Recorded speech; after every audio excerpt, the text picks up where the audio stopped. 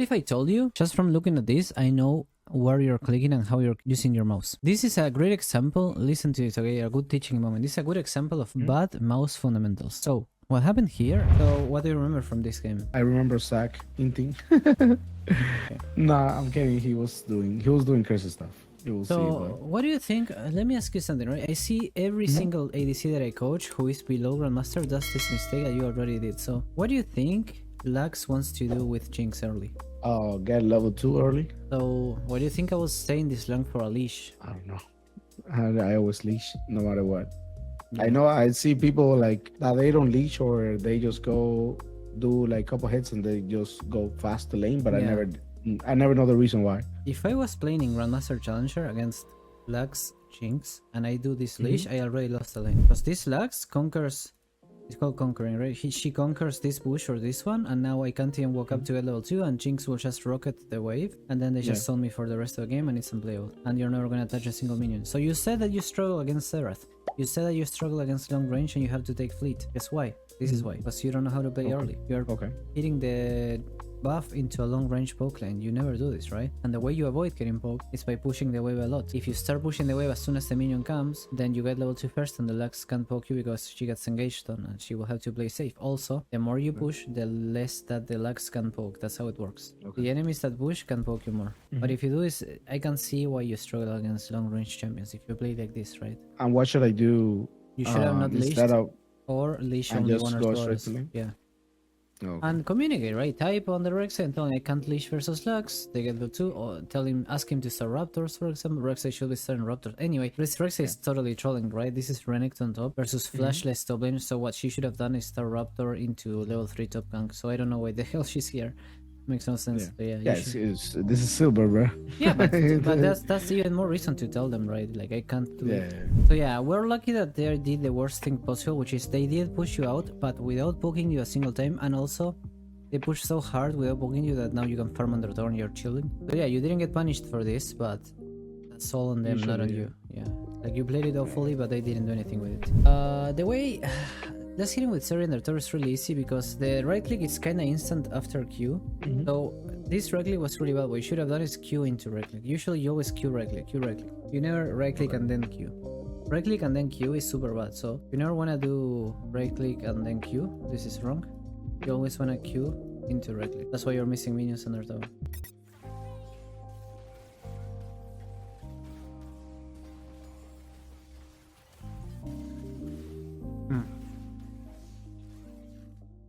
So why are you not walking up already? Why are you so far away when Zack is already engaging? In my thoughts there, I was just trying to avoid her hitting me.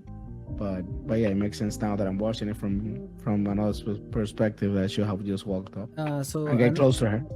Another question is, do you play with your camera locked or unlocked? No, unlocked. Because here what's happening is that you should have seen the Zack going in. It doesn't. If she hits you, that's what you want, right? Because she will feel confident. It's like a bait. It's fine if she hits you. You'll never kill you 2v1. Just go in and start hitting her. The other thing that you're doing really wrong is, did you know that your E is an auto attack reset? Yeah. Well, or a Q reset, whatever you call it. Yeah. So notice that because you didn't go in sooner, you had to use your E as a gap closer instead of doing Q auto E. Q, E, Q, right? The other huge mistake you did, so 3 mistakes you did already. 1 is that you're going in late.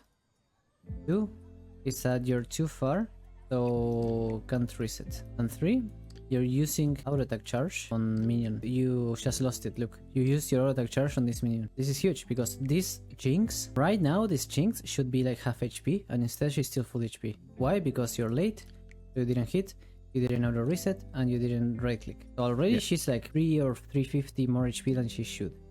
She should be half HP, but this is huge. Damage output is important with this champion. And then you did another mistake this play, which was to right click without using Q. So remember that I told you always Q auto or Q right click. It's always Q right click. Notice what you did here after going in. You simply right click without using Q. Look. There.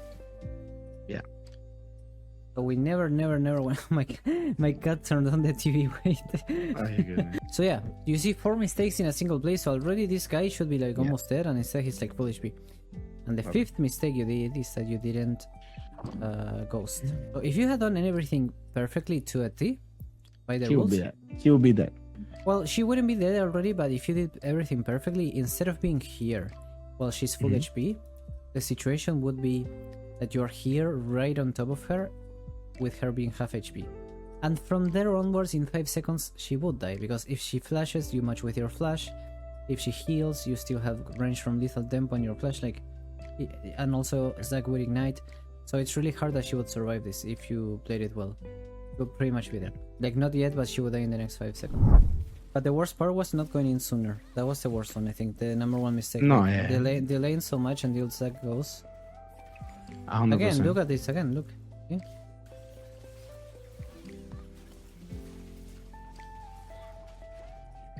Remember you said that Zac inted, right? I remember Zac inting. Yeah. It looks like an int because you're not following. That's the issue, right? This, Yeah. Okay, this second jump, he did miss it. First one was not an int. He gave No, you a free kill and the you're not first one getting it, right? was good. Yeah, the first one was so good. the issue is, if you play with that mindset, of course everything your support does will be like an int. Yeah. Careful with that E, I think you didn't reset the auto attack well as well. Lux has no mana, so you shouldn't die. Unless you get tower alert. But again, you... Yeah, he's over there. So two things. One, again, you wasted your right click on the minion wave. And two, you're not using your E to dodge the Jinx W that just hit you. So Or my flash. Well, you see, flash, the reason you should E is because this Lux has no mana, so we don't care about her. What you should have done is just E in this direction, and you remember that after Eing, your Q hits through minions, right? Everything. Yeah, so you just E in this direction, and then you just out-attack her. You would have dodged her W, and Lux has no mana to kill you, so you would still be like this HP, so you would have killed her. So again, another jump that Zac did, and we're dying because of bad mechanics here. An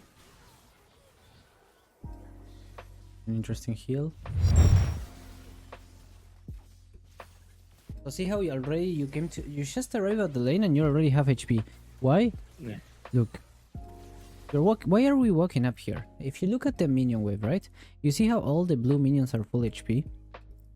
So do you need to walk up? Is there any reason you need to walk up? I mean, what would you lose, in our words, right? What would you lose if you stay here right now? What would you lose? Yeah, I wouldn't lose anything. Right, nothing at all. No XP, no gold, nothing, right? Mm-hmm. And the wave is pushing you. So notice that so far your mistakes were that when you should go in, you don't go in. I didn't, yeah. And when you shouldn't go in, when you should stay out. Yeah, that's my motto. That always does happen to me. Yeah, I understand. So how do we know? Well, it's based on what cooldowns there are. Do you have a reason to be there? Usually the rule is anytime you get poked by the enemy like this, it has to be, that's the rule, write this down, for a reason. Yeah. Anytime the enemy is poking you, it has to be for a reason. For example, there was a minion that was dying and you try to get it. Or for example, you're trying to farm under tower. Usually it's because of farm. But if there's no reason, then you should never get poked for no reason. Like, that's horrible. It should never happen, right? Yeah. And look at how much you got poked here. Like, you got destroyed, right? Half HP, burn the potion. This is horrible because now you can't fight. And you know what's sad about this? If I press tab, the Jinx has no flash and no boots. You know what that means? That if Zac aims his E on the top of Jinx when this wave crashes under tower, it's pretty free. And you still have Ghost. So this could be a kill angle. A really good kill angle. Yeah. In fact, Zac could even flash Q and then E after, if the wave crashes under tower. But now that you're half HP, there's no kill angle anymore. So due to your impatience, now you don't have a kill angle. Yeah. AD carry is all about waiting for the windows. Wow, more. I'm just from watching this, I'm learning so much.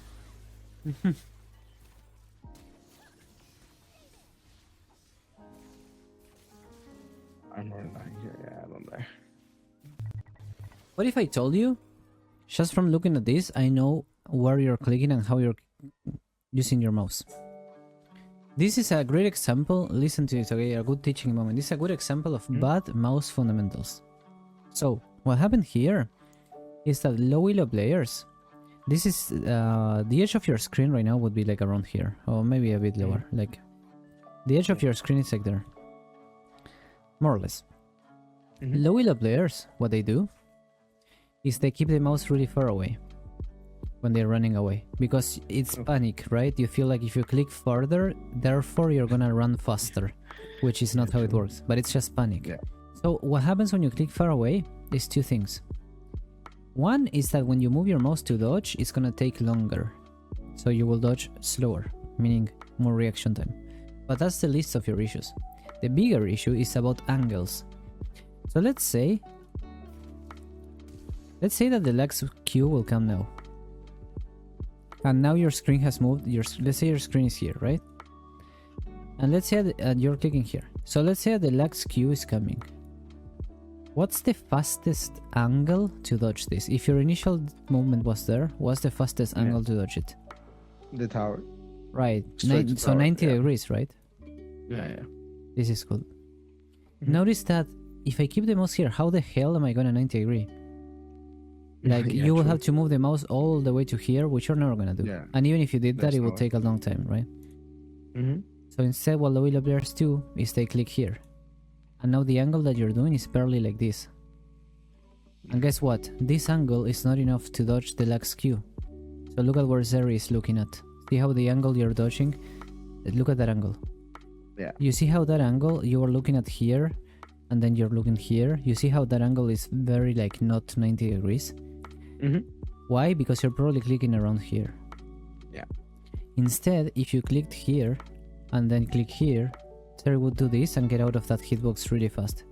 And look at how you get hit. See? That's why you get hit. Yeah. So from now on, click closer to the champion. Closer.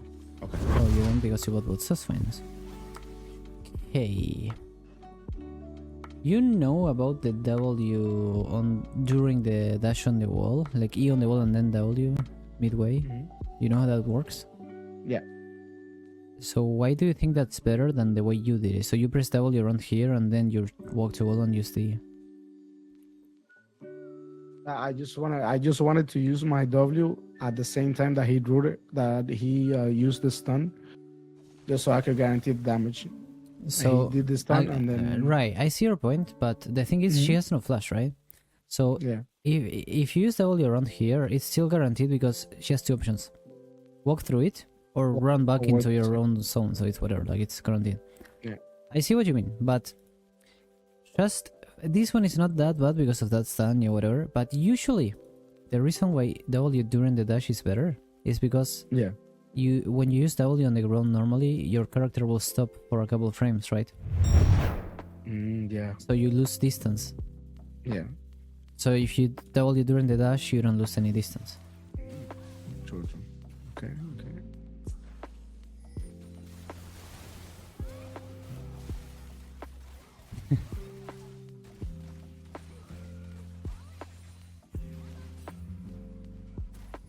I mean, that's just textbook stuff. I'm really curious if this goes ever wrong, because right now you're pretty fit, right? 3-1-3.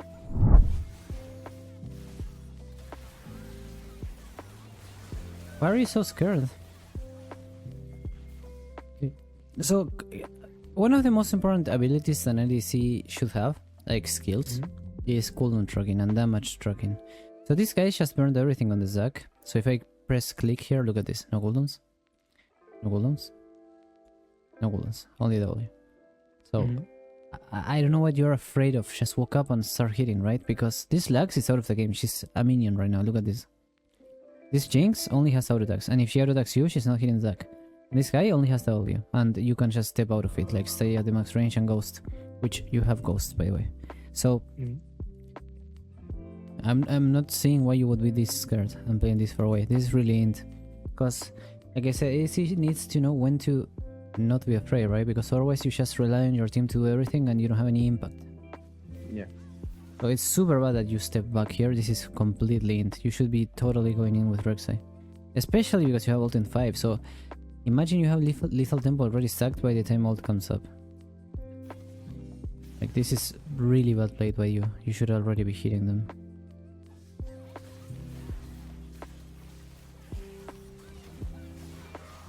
So you finally start hitting them, but this is, guess what, when they have cooldowns back. So we have Lux W. Oh, We have Kano. my W. That was a mistake. Yeah. Don't worry. But yeah, see? You finally fight when they have everything. Good job. Yeah. right? So this is bad cooldown tracking, bad damage assessment, like danger assessment. Okay. Yeah.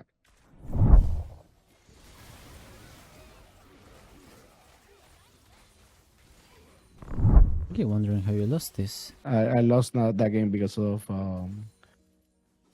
the Shogun. He got fed and I couldn't kill him. Right, so a lot of people ask me how do you handle a guy that is this fed. The answer is, imagine you get fed as well and you kill his teammates. So you're not gonna kill Cho'Gath ever, but what you can do is be so fed that you kill his teammates. Yeah. And then you can play the fight from there, because if you already killed everybody, then you can just ignore him, do objectives, push waves. It's not like he can get you. Yeah, so this is really bad positioning, right? There's two rules of ADC positioning. One, always have a way out of the fight. Meaning you always need to have a corridor or a path through which to kite towards. Right now you don't have any place to where you can kite. You can't kite up, you can't kite down. The best will be left, but it's still rough, it's into enemy territory and you get trapped anyway. So like there's no way you can kite. So there's no point in knowing how to kite if you don't have any place to kite towards. And number 2 rule of ADC positioning is that only one enemy should hit you at a time. Only one enemy should have access to hitting you at a time. Why? Because most ADCs only can hit one enemy at a time. Unless you're playing like Samir or some shit. If I'm playing Zeri with single target auto attacks, if I'm playing Caitlyn with single target, like ideally I'm kiting only one guy in on a way out that I have, and only one enemy can hit me at a time. Here we're breaking both rules. We have no way out and many enemies can hit you at the same time. So this is horrible ADC positioning. You never wanna like be here like sandwiched between people. How do we solve this?